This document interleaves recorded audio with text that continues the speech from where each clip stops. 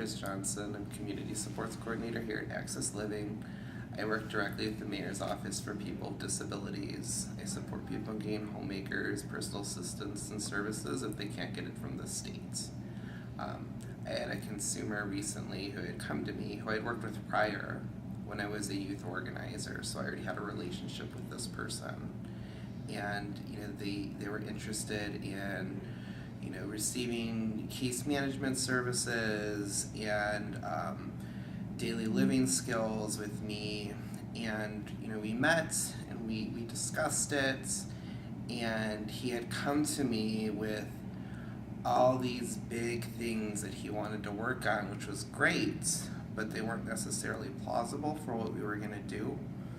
He had come to me and he was, he wanted to work on, how do I handle overstimulation in social environments, and things like that. And, this person identifies as being a person that is on the autism scale or spectrum, and that's kind of where that was coming into play. And I had to be like, that's real. That's something that you definitely probably want to work on, and that's something that maybe we can work on a smaller scale. And it was trying to kind of make that make sense to him, of working on pieces and parts of what exists as a result of that challenge for him.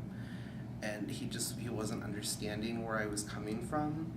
So I kind of went back to my last position at a different organization as a youth organizer, and I actually organized him when I was a youth organizer.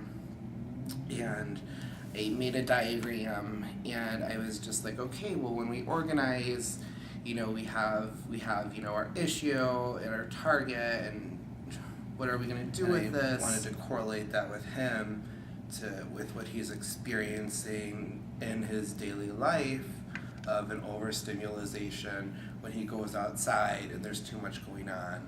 And one thing that come up is, I go outside and I have no idea what I'm supposed to be wearing, and that's overwhelming because then it's really cold, but I'm not sure if I'm cold. So we kind of broke down, well, what are some ways we could look into that? What are the steps that would make that make sense? So we end up making agendas. At this time you wake up, and at this time you take out your phone and you check the weather app. If it's between this degree and this degree, you might want to wear a coat.